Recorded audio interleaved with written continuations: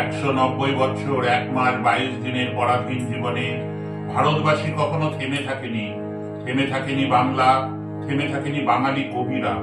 1905 থেকে 1911 চলেছে স্বদেশী আন্দোলন।